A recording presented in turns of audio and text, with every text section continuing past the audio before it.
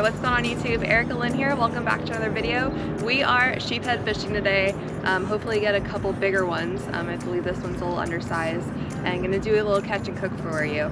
I have a bunch of veggies in the garden, like ready to go. So hopefully with a little fish, we're going to be cooking up some good dinner tonight. So I'll bring you guys with me for that also. We're going to get a measurement real quick. They do have to be about 12 inches. He's about an 11 incher, so he's gonna go back, but hopefully gonna catch a few more. You guys stay tuned for some awesome fishing today. I'm using some pretty light leader, 15-pound leader. Got a little split shot on there and a size 2 circle hook. So real little, because our bait is real little for these sheephead. I went with size regular shrimp. Also grabbed some fiddler crabs that if I end up seeing a couple bigger sheephead later, I might be able to pitch some of those out, but we'll see. So I'm taking that shrimp and putting that hook right up through its tail so that once it's on there, it kind of sits flush with the hook. And hopefully we can find a few more sheephead.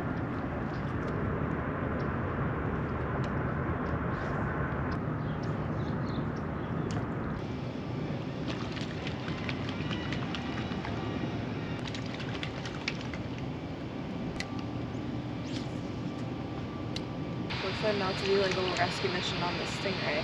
Poor thing is hooked, like wrapped around the dock because whoever caught him couldn't clip the line short enough.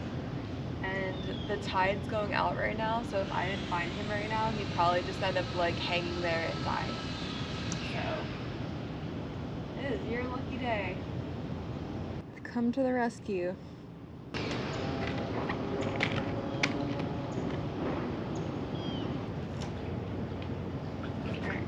I'll get him unhooked here.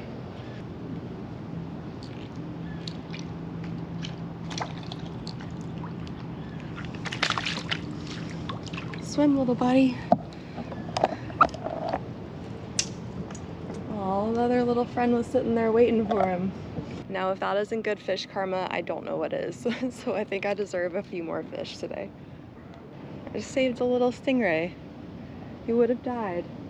The culprit looked like it was about a 2 or 3/0 circle hook, 20-pound leader, and this giant swivel. Learn to tie a uni to uni, and maybe you wouldn't scare all your fish away when you cast, because that's so loud when it enters the water on the flats. But save a little trash, save a little stingray, and we're still fishing. So it's a pretty freaking good Monday if you ask me.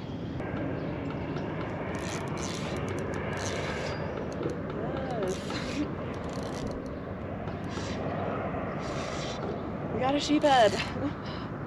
This one looks a little bigger too. I knew he was down there. Dang, definitely nicer one. Alright, species acquired. They're so hard to hook because he's about to flop around and make me drop him. But he's got like some gnarly teeth. People always say that they look a lot like people teeth. I don't know if you can kind of really see that, but dang, perfect. We got about a 15 incher, perfect eating size, rough estimate, but definitely over 12. Yes, good job. All right, we'll go ahead and get him in the cooler because he is gonna be dinner tonight. I got my fish so I can take a break and eat something. I brought like super healthy stuff with me today, so snacking is on an apple. That's what I was gonna tell you guys. So I did actually just switch to using the fiddler crabs, and he crushed it right away. So definitely gonna switch to using the fiddler crabs from here on out. Although I do have about a dozen shrimp left. You gotta throw what they're gonna eat. So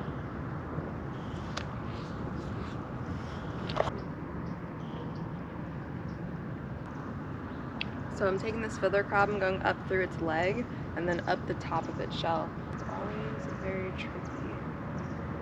Just like that.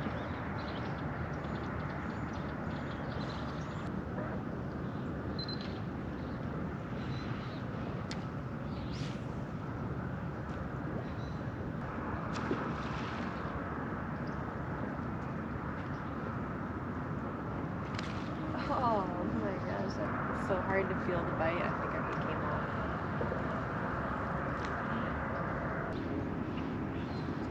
Oh. fast. All that's left is the shell. Should have got more fiddler crabs.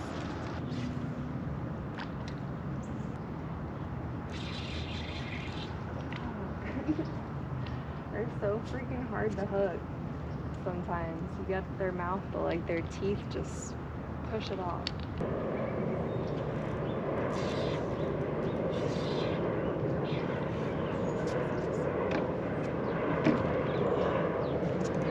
Oh, I am recording.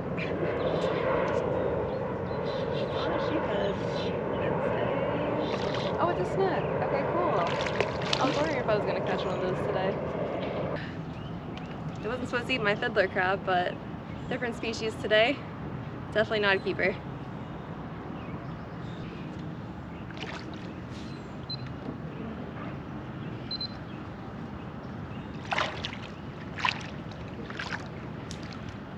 Alright, so I just burned through all my fiddler crabs in like not a lot of time. I only had a dozen, but they went fast. I have a few more shrimp left. I'm gonna give that a few more minutes. And then I'm gonna head on back, get this fish cleaned up, and it'll be about time to start prepping dinner. I just got back home. I did end up having a few extra shrimp. I always like to actually bring these home with me because I have an Arowana inside in my 75-gallon that loves these, so she gets the leftovers.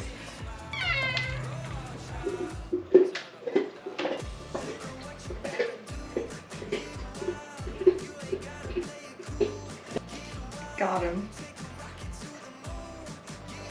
She like eyes it up, you know? That's so funny. Kuda, you're in my camera shot. And Riley, you're in my camera shot. Alright, so I got my sheephead. We're gonna go ahead and get him filleted up for dinner.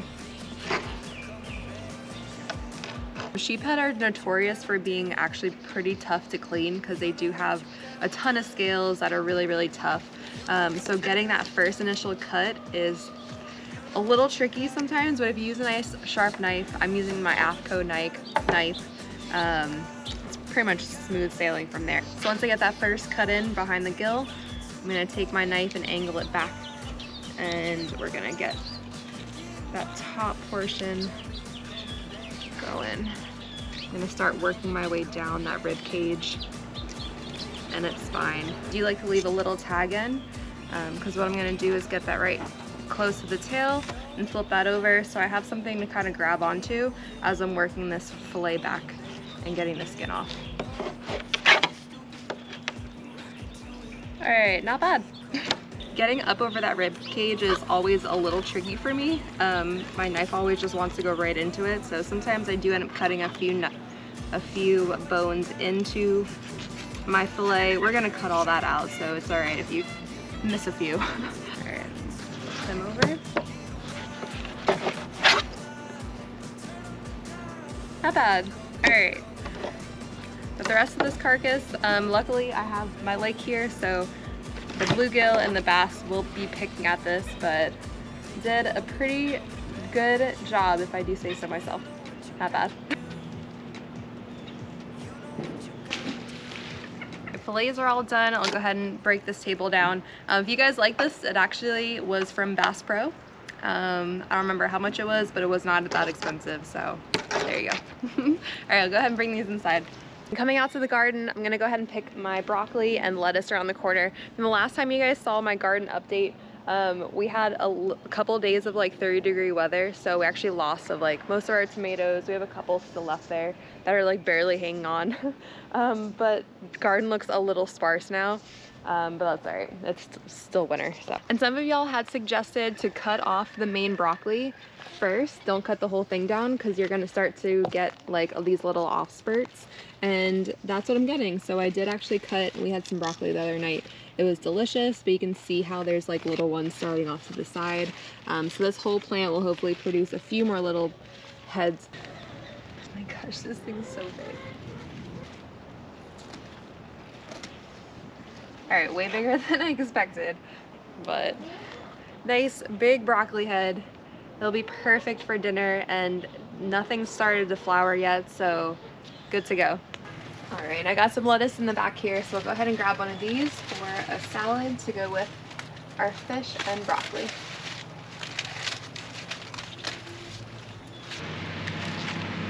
Since we're out here, we'll go ahead and check on the chickens.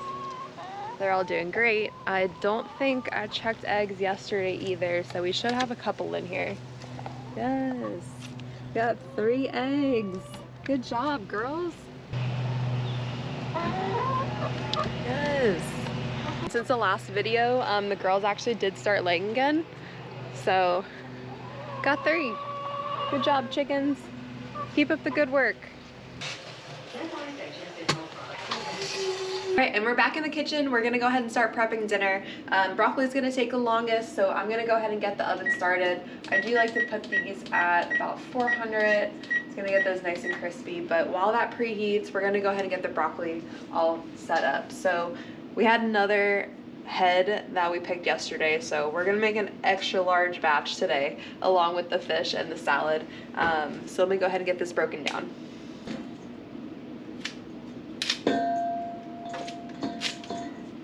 Might need another bowl. So I like to put the broccoli into a bowl first, and then I can add my olive oil and all the seasoning. It's a little easier to kind of mix it all up in a bowl first before I put it on the pan. I think I'm gonna have to do 2 batches of this actually, because there's just so much broccoli. Go ahead and drizzle in some olive oil and then season with salt and pepper.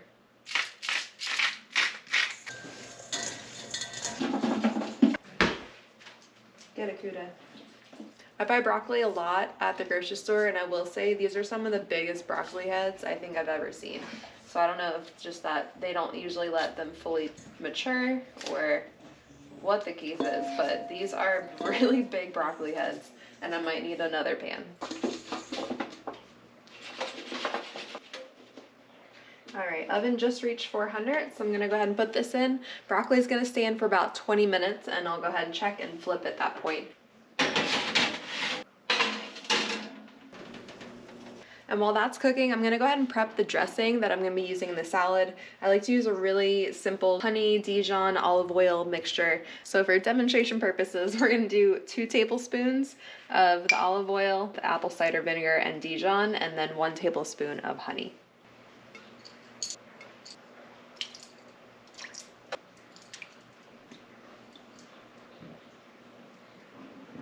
I'm gonna add a little bit of salt to start with. Give it a mix.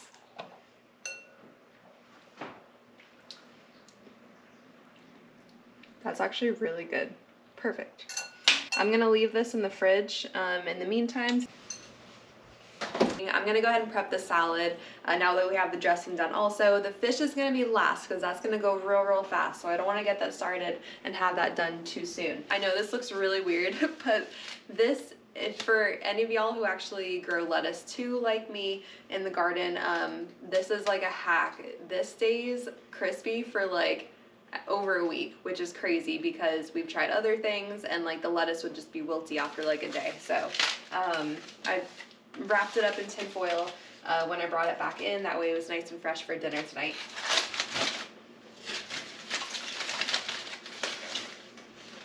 I'm gonna go ahead and wrap up the rest and save that for tomorrow. Some other additions to the salad is a cucumber. This is actually from the garden also. Before the freeze killed the whole plant, we did end up getting a few of these before we had to rip the whole thing out. So we're gonna cut up a few pieces of cucumber. Just about a cup of those, nothing too crazy. I'm gonna save the rest for later. I'm gonna add some red onion and avocado, spice things up. So I'll go ahead and add both of those because I'm a big avocado fan and you can never have too much. All right, salad is already looking so good. I'm gonna put this in the fridge for just a couple minutes. Let's go ahead and get the fish prepped. We're gonna go ahead and do blackening seasoning on this into the cast iron skillet. So let's go ahead and get that going to about a medium heat. And there's a lot of different blackening seasoning brands out there. Just use your favorite. Kind of have a generic one right now.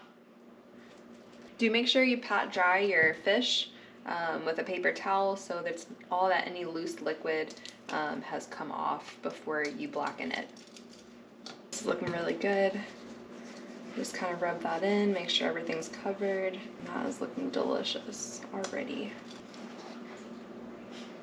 In your cast iron skillet that is already getting warmed up, I'd like to use ghee. It's a little different than butter, oil. It has a higher smoke point, so this is always my go-to. So I'll add a little bit of that.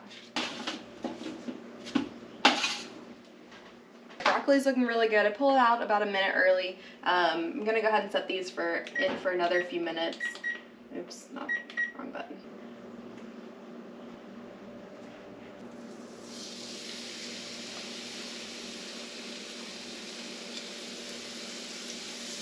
I already know that these are a little thin, so they're gonna go pretty quick, so I'm gonna have to keep an eye on those. I do always like to use my thermometer. No shame, because I always want to make sure that fish comes out perfect. And once you start to see these white edges along the outside, that means that it is ready to flip.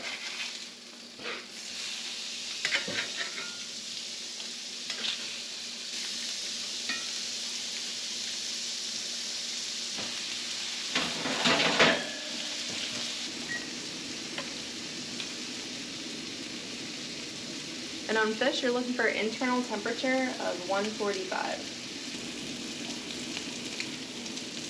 All right, and fish is already up temperature. Perfect. Got some of this broccoli. And I can't forget my salad. And add that dressing we just made into my prep salad. I'm excited. All right, give it a little mix. Some of the goodies on top. And this dinner is looking so good. Let's go ahead and try out this fish now that's had a minute to cool off.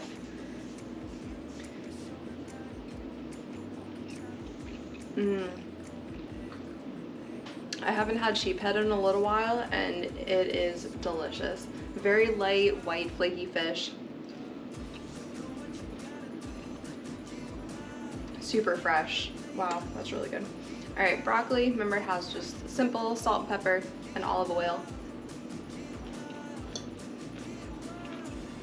2 thumbs up, because grown in the garden, can't beat it.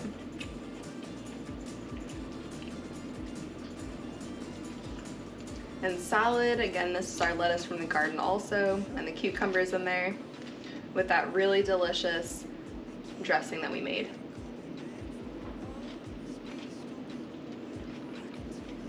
Two thumbs up, guys. It's so good. So I'm gonna go ahead and enjoy the rest of dinner. Thank you guys so much for watching. If you do like the video, make sure to like and subscribe, and I will see you guys next time.